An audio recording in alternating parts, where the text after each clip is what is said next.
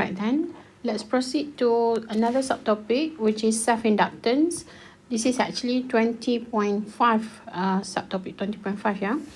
So what is self-inductance? Okay, if we refer to this circuit, right, if let's say we have a closed circuit, right, the switch is closed, so the current going to be established, flowing from positive terminal, okay, and then finally enter the negative terminal. At this instant, the current going to increase from 0 to some amount, okay, of established current. Let's say according to the law of Ohm's law, EMF equivalent to IR. So if we are referring to the current, it's EMF over R, okay, to some amount, let's say starting from 0, increasing to 0.1, 0.2, up to, let's say, 1 milliampere. Alright, then as the current increases with time, the magnetic flux through the loop, okay, due to this current, also going to increase. Right, the increasing of flux induces an EMF in the circuit that opposes the change in the magnetic flux, as we recall on previous lesson. By Lenz's law, the induced EMF is in the direction indicated by the dash battery here, right, as in figure. Okay, the net potential difference across the resistor is the EMF of the battery minus the opposing EMF. As the magnitude of the current increases, the rate of increase lessen, and hence the induced EMF going to be decreased. This opposing EMF results in a gradual increase in the current.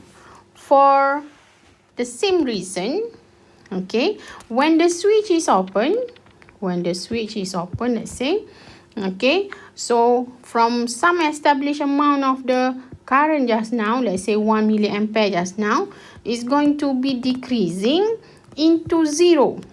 Okay, this effect called self-induction, okay, because the changing flux through the circuit arises from the circuit itself.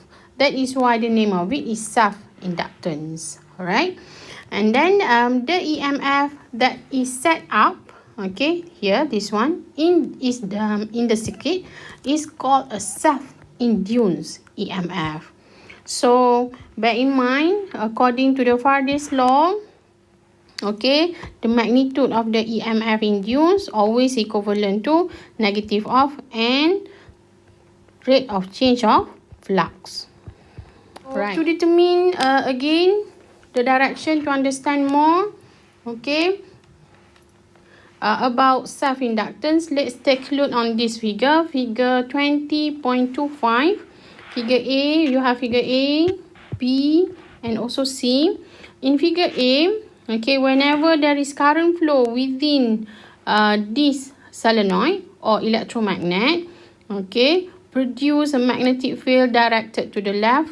Let's recall how to determine the direction. If the current is flowing like this, okay, take this section using grabs rule. Place your thumb along the direction of current flowing, grabs this section. You will see that the 4 fingers direction is the B direction.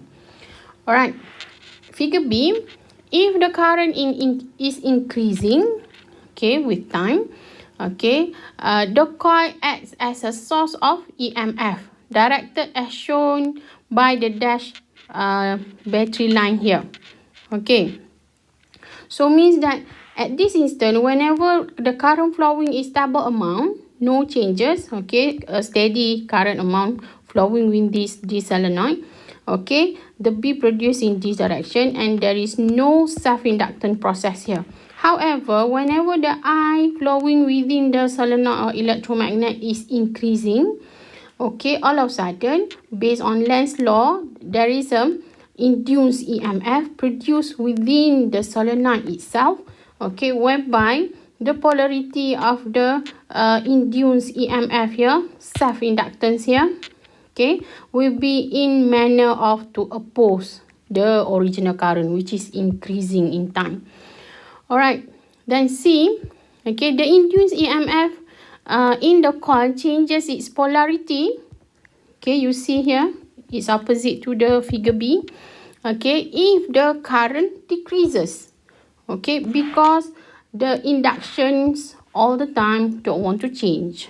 Alright, so it's going to support the original current because the amount of the original current is decreasing with time. Alright, the battery symbol drawn, okay, with the dash line represent the included EMF in the coil.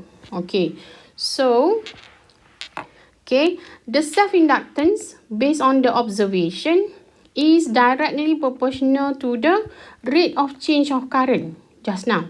Okay, rate of change of current because it don't want to change. Okay, so you have to check what kind of changes first thing first.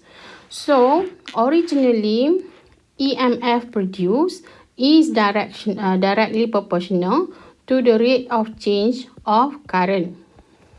Okay, in opposite direction.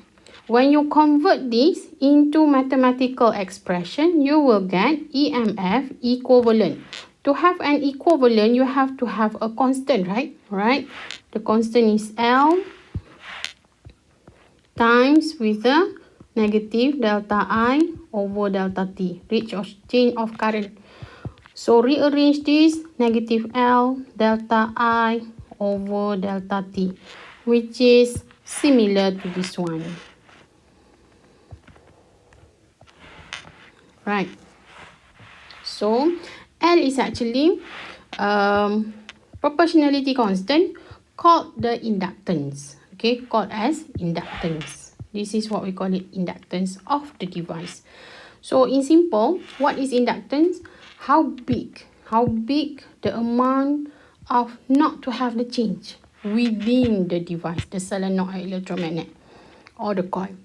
The negative sign indicates that the changing current induces an EMF in opposition to that change.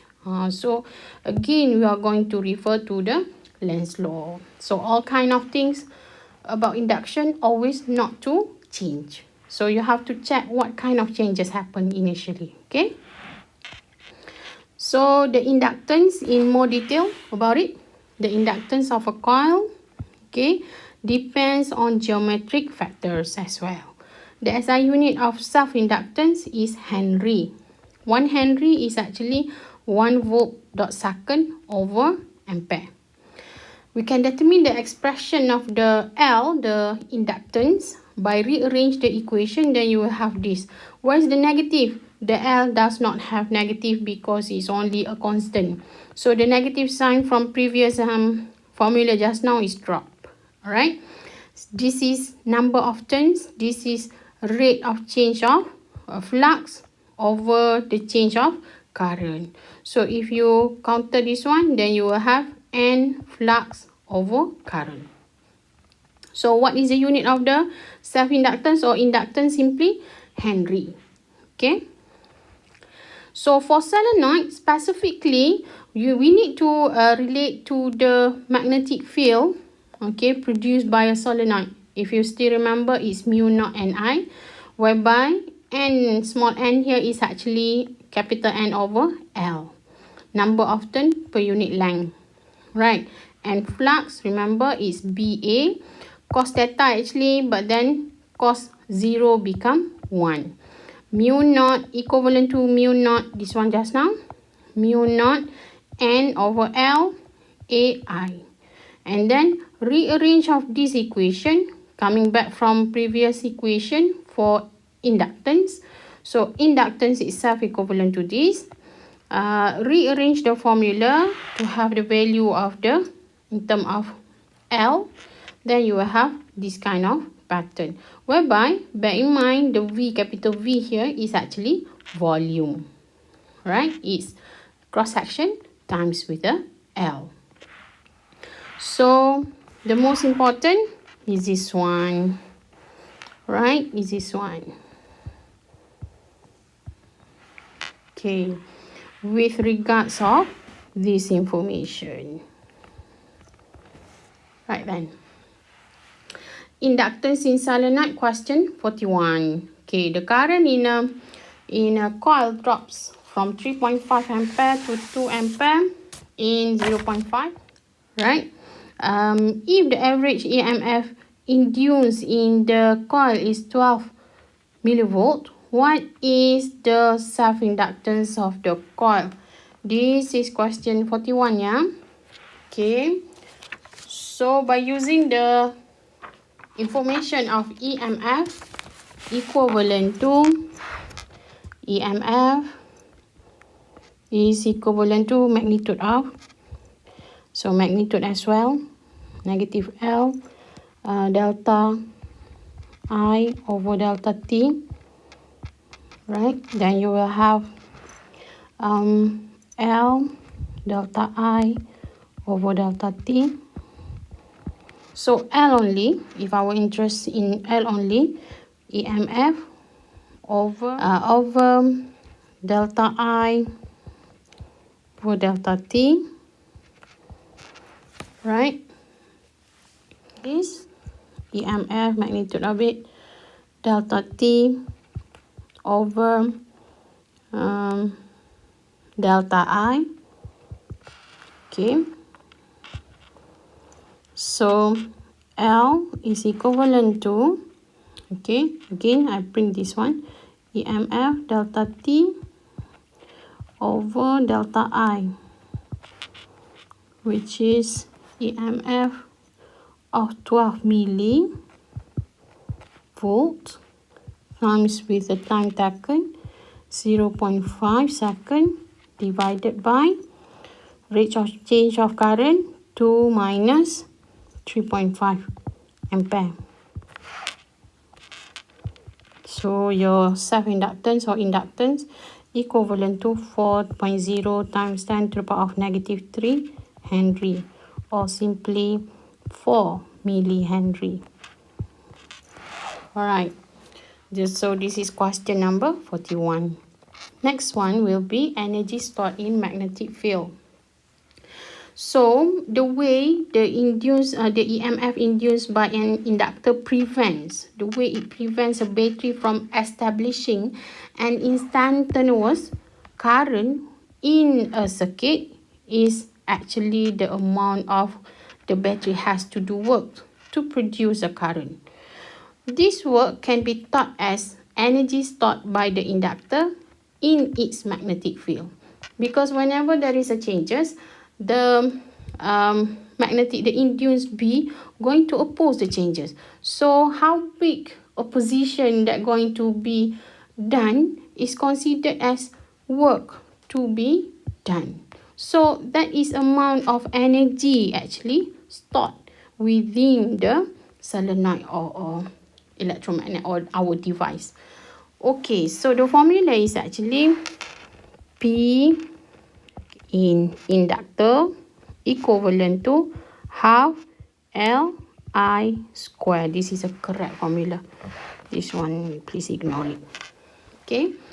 So in simple, P equivalent to half Li square. In simple. Okay. This is how much of energy stored in inductor. Okay. In terms of the energy is stored in terms of magnetic energy or magnetic field. Alright, so the unit of P, energy, P, is actually joule. Right. So question number 50, right? 300 turn solenoid has radius of 5 cm and length of 20 cm. Find the inductance of the solenoid and the energy stored in the solenoid when the current in its winding is 0.5 ampere. Right. So solution for number 50. In part A, we are going to determine the inductance of the solenoid. So L equivalent to mu naught and square A over L. Right. So our interest is L mu naught n square. The A, we're talking about solenoid, right? So it's pi r square divided by L. Alright, so substitute everything. This is 4 pi times 10 to the power of negative 7 times with 300 square times with pi r is 5 times 10 to the power of negative 2 square. Oh, this one. Right? And then divided by 0.2 meter, which give you the L finally 4.44 times 10 to the power of negative 3 Henry or millihenry lah. Right? So part B. The energy stored in the solenoid when the current in its winding is 0.5 given to us the current. So B in solenoid or inductor, okay, is equivalent to half L I squared. Okay, so half our L just now 4.44, okay, milli times with the I given to us 0.5 squared. Right, so you will have the energy stored in your inductor or solenoid is 0.555 10 to the power of negative 3 joule, or simply 0.555 millijoule. Alright, so this is question number 50. So inductor, as simple, is actually also known as solenoid. It's actually also known as electromagnet. The symbol of it, okay, hopefully you still remember. In circuit, the symbol of the inductor is this one. See, it's similar to solenoid, right? So the label of it like this, right? So this is in circuit, yeah. Then point to ponder. This is among the application of the inductance, okay, within this topic. This is for SID, isn't it? Syndrome, which is the baby forgot to breathe. So we place a coil, we wrap a coil, okay, around the chest of the baby. So whenever the baby breathing, inhale and exhale, the cross section of the coil itself, okay, the loop will change, right? The changes produce induced current. Okay, the induced current going to be supplied to a closed circuit, okay, so that it's going to be monitored. Whenever there is no current flow, okay, one alarm or sound system that going to blast and inform the parent that the baby forgot to breathe. This is on how we're going to monitor, okay, to make sure there is no sudden death within the baby. Right. And another application is ground fault interrupter, GFI, where we have here a circuit breaker. This is alternating current from the outlet, from the power supply. Okay, this is a sensing coil. This is the system that GFI that we're going to do. This is iron ring just to enhance. So it's going to, what is the sensing coil doing here? The sensing coil going to check whether there is a current flow in and out, okay, from the outlet to the appliance. Here we're going to attach to appliance, electrical appliance. So if let's say there is a leakage or damage on the electrical device here, so the current flow out exists, however current flow in does not exist. So means that it's something happen lah, damage or leakage. So changes here going to cause this sensing coil to produce its induced current. Then induced current going to cause or make the circuit breaker become active. So this is actually a safety technique to prevent users from the current that going to be leakage, right? So we have lots more application, but this is among the two lah, right? So that's it for this topic. Okay, not to forget the tutorial 8, quite number of it, right? So please do all, and do consult me if you have any questions. Thank you very much.